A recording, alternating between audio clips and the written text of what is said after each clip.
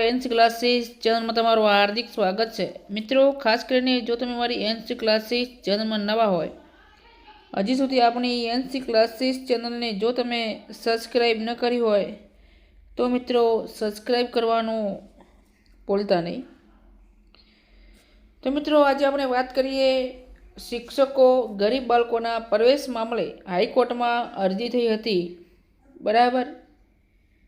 તો એની અંદર આશ્રમ શાળાઓનું માળખું થોડું બદલાવા જઈ રહ્યું છે અને એની અંદર ફરજિયાત આરટીનો અમલ કરાશે।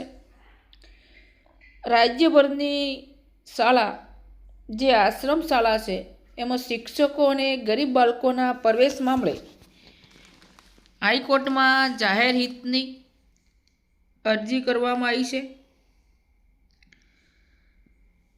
અને હાઈકોર્ટ મામલે એની અંદર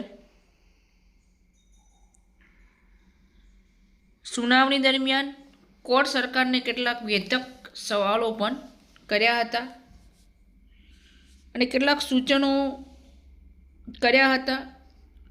કોર્ટ એવું સૂચન કર્યું હતું કે આશ્રમ શાળાઓમાં શિક્ષકોની ભરતી માટે કેટલાક સ્પષ્ટ નિયમો બહાર પાડવા જોઈએ।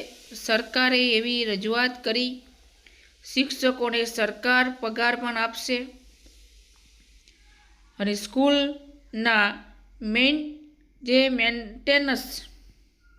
મેન્ટેનન્સ ખર્ચો થશે એ પણ આપશે। તે સિવાય મેન્ટેન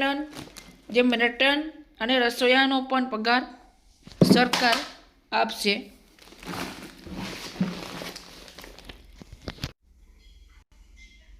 બીજી બાજુ મિત્રો, કેન્દ્ર સરકારે આ યોજના બંધ કરી છે, પરંતુ રાજ્ય સરકાર તે ચાલુ રાખે તો આવી સ્કૂલોને માન્યતા મળવી જોઈએ। દરેક શિક્ષકોની ભરતી પણ સરકારે મંજૂરી આપવી પડે।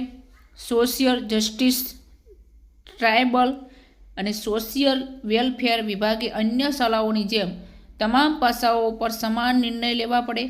કોર્ટ સરકારને સોગંદનામા પર નીતિ રજૂ કરવા આદેશ કર્યો છે, જેની વધુ સુનાવણી 21મી જાન્યુઆરીએ હાથ ધરાશે અને હાઈકોર્ટ આશ્રમ શાળા માટે પ્રારંભિક તબક્કાથી લઈને શિક્ષકોની ભરતી સુધીના તમામ તબક્કા પર કોર્ટ સરકારને નિર્ણયો લેવા નિર્દેશ કર્યો છે। સરકારે એવી રજૂઆત કરી હતી કે સ્કૂલ મેનેજમેન્ટ કમિટી બનાવાશે અને આ કમિટી તમામ શાળામાં રાઇટ ટુ એજ્યુકેશનનો ફરજિયાત અમલ કરાવશે અને શિક્ષકોની ભરતી પ્રાથમિક શિક્ષણ વિભાગ કરશે। કોર્ટ સરકારને એવો આદેશ કર્યો હતો કે તમામ શાળા જે આશ્રમ શાળાઓ પર સરકારના કયા વિભાગો નિરીક્ષણ અને નિયંત્રણ કરશે તે અંગે પણ ઠરાવ પાડ્યો છે અને એના માટે મિત્રો એક કમિટી બનાવવામાં આવશે। જે આશ્રમ શાળાના ન્યૂઝ તમારી સમક્ષ હતા। આપણી ચેનલમાં નવા જો લાઇક, શેર અને સબસ્ક્રાઈબ કરવાનું ભૂલતા નહીં। જય હિન્દ, જય ભારત।